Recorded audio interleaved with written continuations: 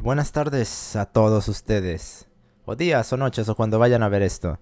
Hace tiempo quería hacer ya esto, pero no lo he hecho Bueno, creo que por estar perdiendo el tiempo más que nada, aunque bueno, estoy trabajando todavía, pero en fin. Hace mucho tiempo estaba escribiendo yo un ensayo, el cual de hecho está en el Substack, pero no está terminado, que se llamaba Las lacras del especificismo. Dentro de ese ensayo iba a mencionar una cosa que ya me tiene harto, los cual abusan muchísimo los sociologistas, y es el de la antropología, la cual estos sujetos intentan hacer una generalización de ciertos comportamientos o de ciertos parámetros conductuales o de ciertas costumbres o mitos que están pertenecientes dentro de una cultura, para intentar forzar cosas en esta. Por ejemplo, que si X cultura o Y cultura tenía esta creencia sobre el sexo, es que nosotros somos retrógrados y ellos no lo son. O que si esta cultura tiene esto que nos demuestra que el sexo no es un parámetro binario. No, claro que no, en absoluto. El problema viene con la miseria de ciencia que es la sociología. La sociología actualmente es un dogma teológico, no es una ciencia. Si quieren, en parámetros mucho más complejos, pero resumido, la sociología no es una ciencia porque no tiene una ciencia de comportamiento en la cual fundarse para estudiar a la sociedad. La sociedad, independientemente de que le quieras decir estructura social, figuraciones sociales, formas de socialización o sociabilidad, son comportamientos. Y ya que la sociología no tiene una base científica para estudiar la conducta humana, sino en el mejor de los casos filosófico-científica, como podría ser el interconductismo o el conductismo, en el cual nunca se funda, por eso la sociología no sería una ciencia. Y la antropología derivaría de la sociología, o más que derivar, sería parte de la sociología, de la misma manera como por ejemplo la intervención conductual, algo que llamarían ustedes psicoterapia, estaría inscrita también a la psicología, que yo llamaría conductismo, porque la psicología es una pseudociencia. Lo más cercano a ciencia de conducta que hay es el interconductismo o el conductismo. No obstante, de igual forma siguen sin clasificar como ciencia porque todavía no hay un parámetro sólido para poder operacionalizar las conductas y las variables, porque no estamos hablando de dos o tres cosas a operacionalizar. Quizás incluso eso es la única cosa científica que tiene el conductismo y aún así es muy feble. Las críticas que se hacen al conductismo tienen razón, pero están mal enfocadas. El fin es noble, pero los argumentos no lo son, como diría Lyotard. Porque nunca dicen que es feble solo porque no admite la mente, cosa que ellos no hacen, porque se la pasan hablando de ella y nunca diciendo que es, nunca demostrando que es. El problema con el conductismo es que es feble porque su metodología no está lo suficientemente desarrollada como para poder estudiar de forma científica la conducta humana. Por eso hago énfasis en esa metodología filosófico-científica. Tiene parametrajes científicos, que sí tienes observación, que tienes tasas de respuesta, que tienes programas de reforzamiento, que tienes estimulación, tienes muchos parámetros, sí. El problema es que no están introducidos en una teoría general del comportamiento. Eso no existe. Incluso el conductismo radical esquileriano es simplemente sociologismo que se intenta ocultar bajo la guisa de una psicología. Porque Skinner, con los corolarios de su teoría, de que Skinner piensa que toda modificación conductual viene externa al sujeto, pues entonces eso quiere decir que el organismo es una pasta mágica, la cual está moldeada en absoluto por la sociedad, porque ese es el corolario final de la teoría radical skinneriana, que la misma que tiene el sociologismo, que la sociedad determina todo, como si el organismo no tuviera parámetros con los cuales disputara contra eso. Ya lo mencioné en el video anterior. Estos pulgares hicieron a la sociedad, no al revés. Y esta morfología es la que condiciona a toda la sociedad. Y es quizás el parámetro más fuerte que hay, aún incluso más fuerte que la genética para poder pelear contra el sociologismo. Pero eso ya va para otra ocasión. Entonces, volviendo al asunto, por eso la sociología no es solo ciencia y la antropología lo es mucho menos. La antropología me parece que es como una suerte de segunda lingüística, en el sentido de que se presenta con una pedantería tan gigantesca como la lingüística, para al final producir absolutamente nada. Digo, la lingüística se quiere pensar como si fuera la ciencia de las ciencias y la ciencia de las filosofías y que está hasta por arriba de la filosofía, de la ciencia y de todo, pero al final del día no ha podido producir absolutamente nada. Después de Saussure,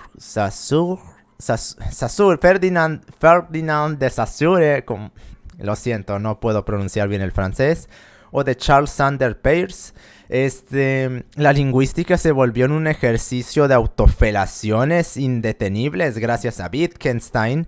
Y después tenemos a Chomsky, que no hizo sino institucionalizar a la lingüística. ¿En qué sentido? Inscribirla en el discurso imperante de la Academia del Turbocapitalismo, que puso a su servicio para anular al conductismo. Y hasta el día de hoy hay gente que sigue pensando que Chomsky refutó al conductismo cuando eso no es verdad en absoluto. Quizás lo que refutó del conductismo Chomsky es que el comportamiento de los organismos no necesariamente se encuentra determinado por el ambiente en su totalidad, o que el lenguaje no es necesariamente algo absoluto aprendido, en el sentido de que quizá los organismos ya vengan con una serie de nociones sobre el lenguaje, porque recordemos que Skinner es sociologista, algo que no entiende Chomsky, y para ser honestos no entendió nada de conducta verbal. Ese no es un libro fácil de entender. Bueno, ¿cuál de Skinner lo es, para ser honesto? Ni siquiera sobre el conductismo. Lo único fácil que tiene Skinner es Walden 2 y es una novela, así que pues ahí se los dejo. Pero en fin, no se hizo más que institucionalizar a la lingüística con Chomsky. Y viniendo de la pedantería sociologista que está en este tiempo, no iba a ser diferente. La antropología piensa que tiene las respuestas a absolutamente todo y que por estudiar una cultura o otra cosa, eso ya puede derivarse a absolutamente todos, cuando justamente porque la sociología no tiene nada de científico, prácticamente no tiene nada. ¿En qué sentido? En conductismo al menos tienes que las tasas de respuesta, que los estímulos, que las respuestas, que los programas de reforzamiento. ¿Qué tienes en sociología? Similar a eso. No tienes ningún parámetro científico, porque las clases, eso viene de la ideología marxista y no está correctamente definida, sino que se define según los parámetros marxistas, es decir, según parámetros filosóficos, no según parámetros científicos. Porque siempre que se definen las clases sociales en sociología, siempre se mete el parasitismo marxista de que clase alta bad, clase media parcial bad y clase baja pobrecita clase baja, oprimida por la malvada clase alta.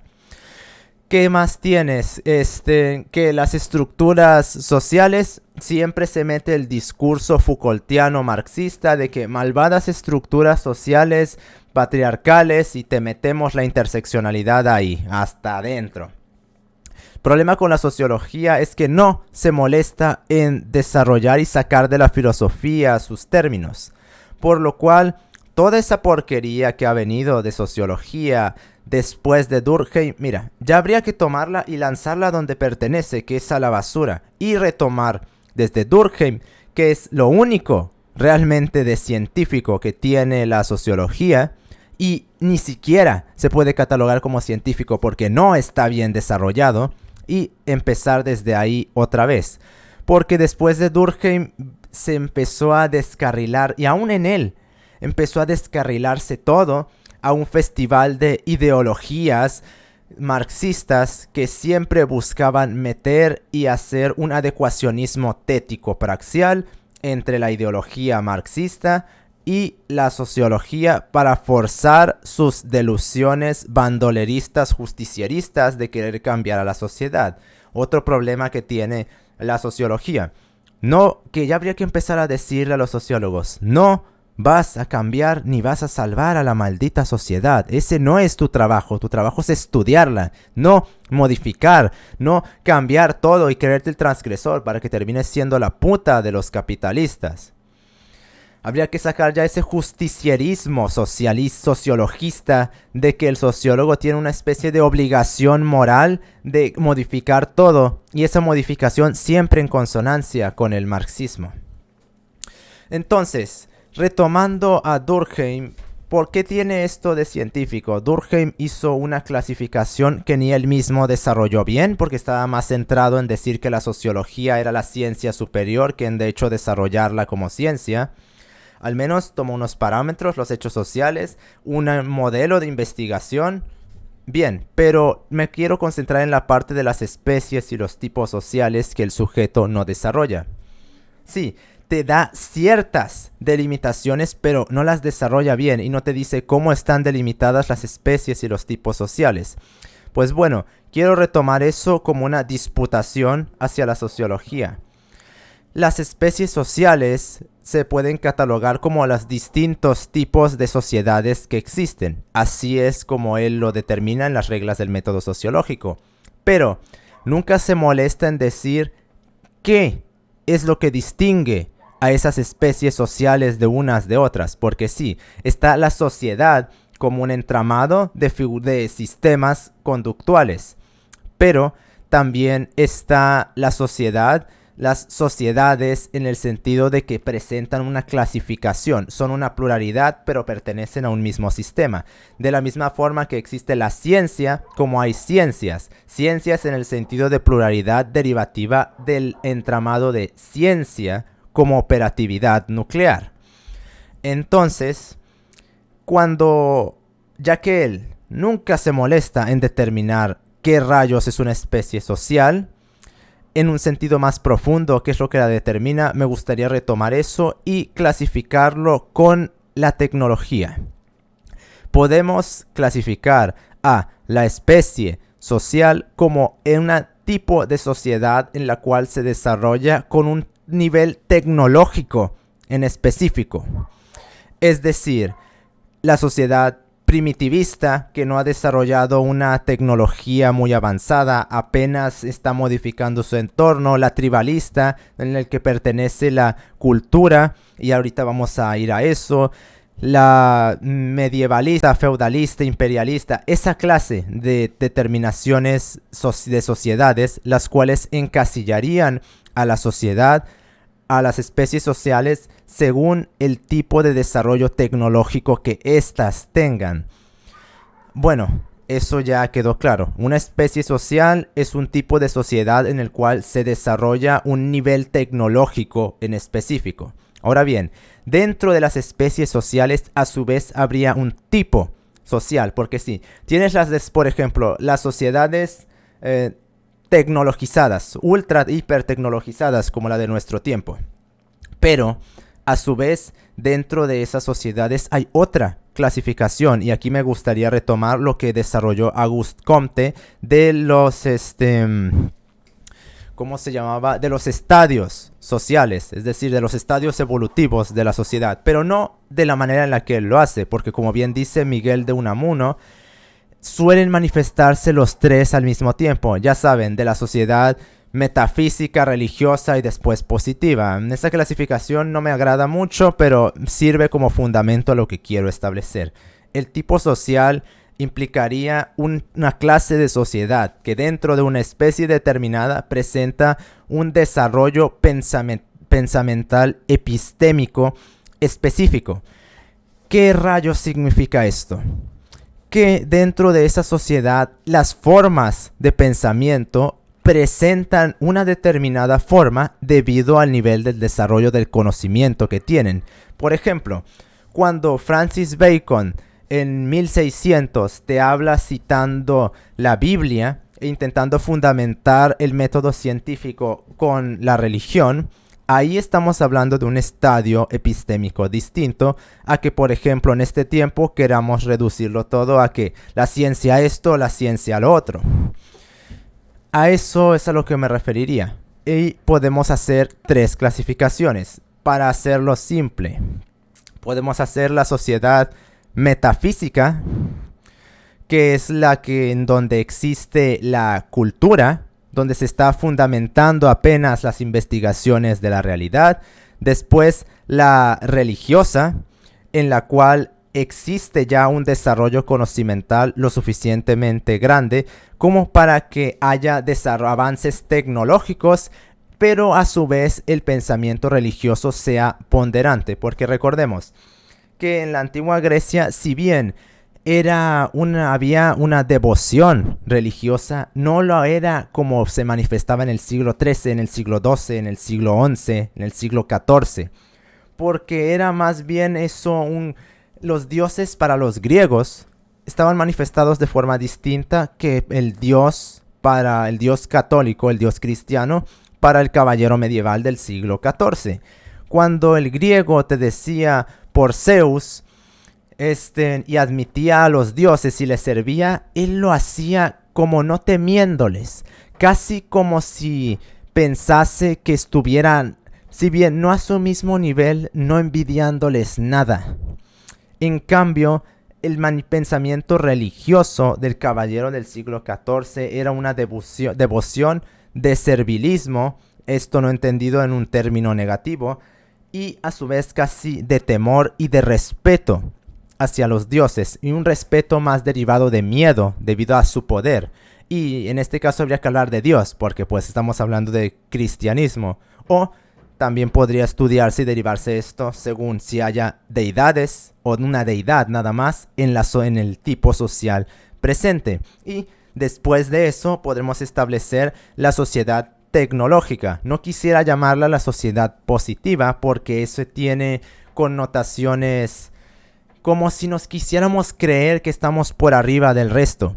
Yo quisiera simplemente clasificarlo como la sociedad tecnologizada, en el cual Dios, la religión, la metafísica ya no son las principales fuentes con la cual nos explicamos la realidad.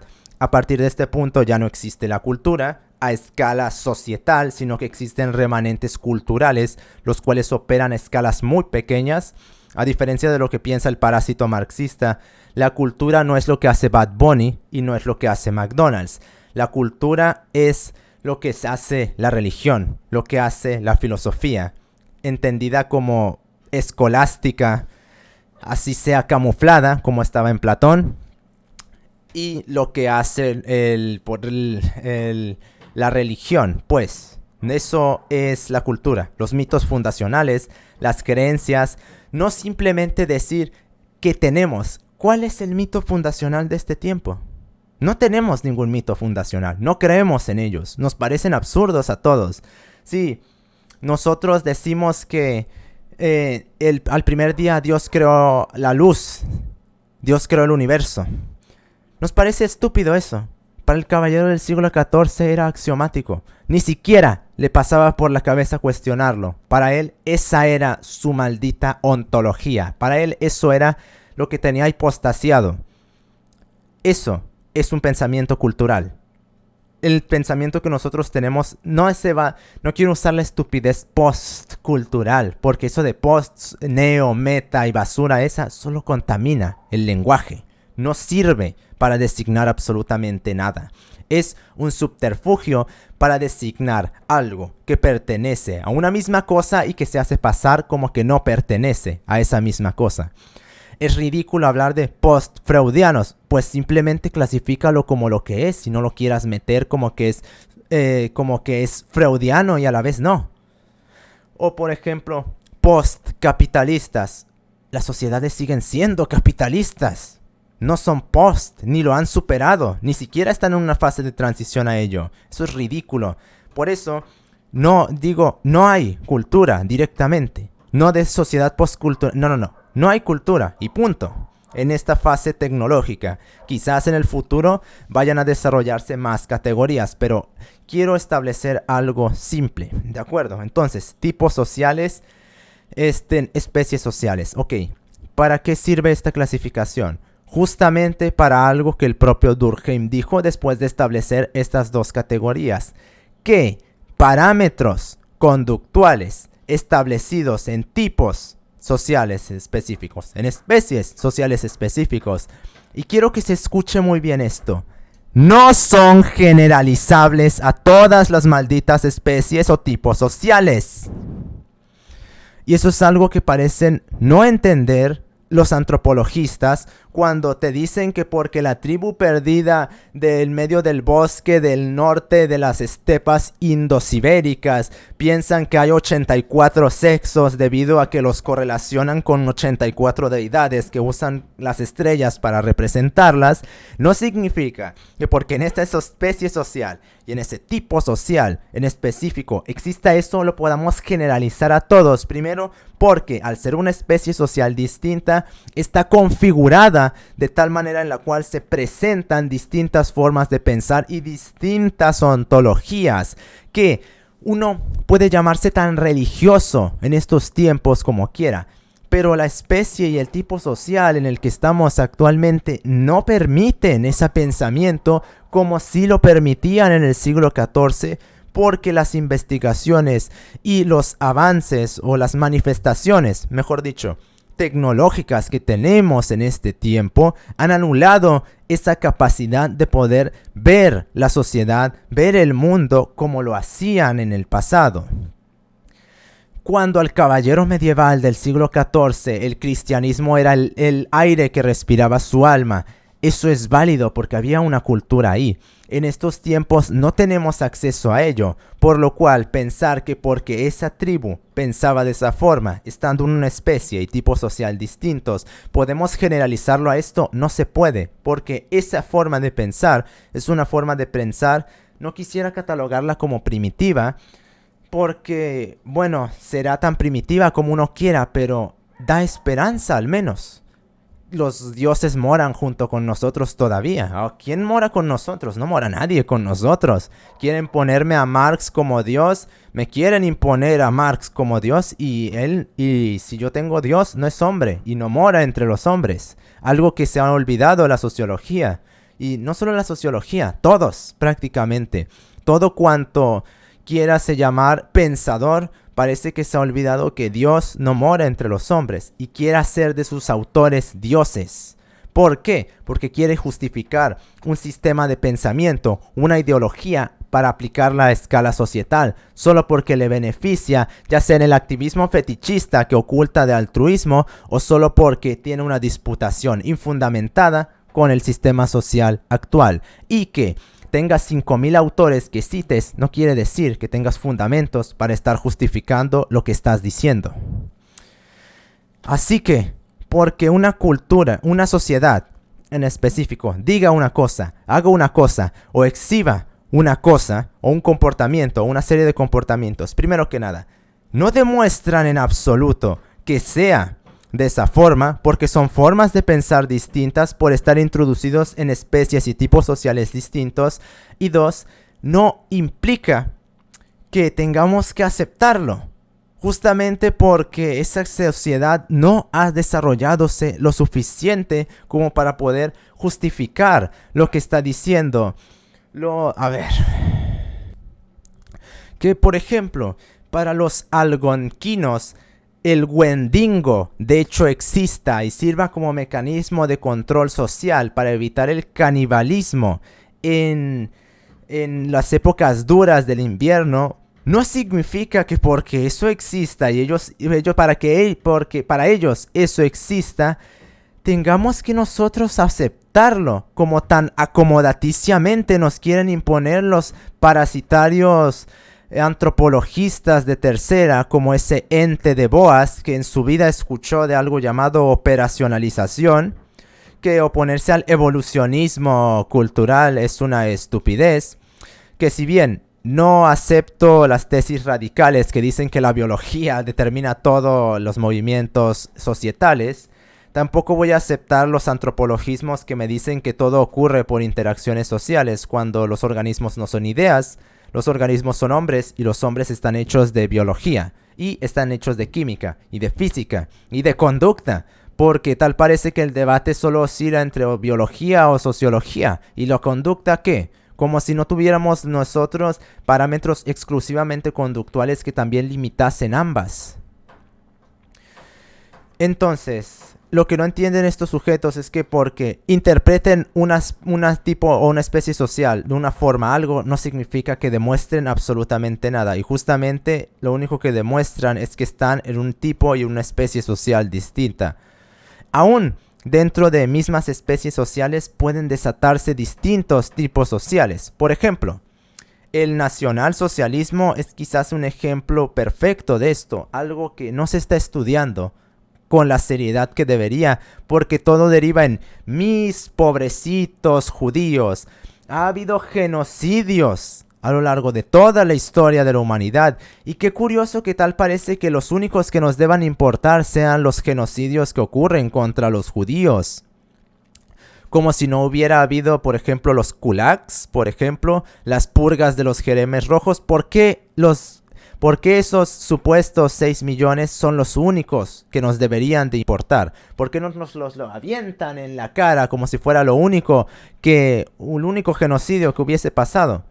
Porque en China mataron entre 60 y 150 millones de personas. Qué curioso que eso no se haga gala. Sí, muy interesante eso a tomar en cuenta.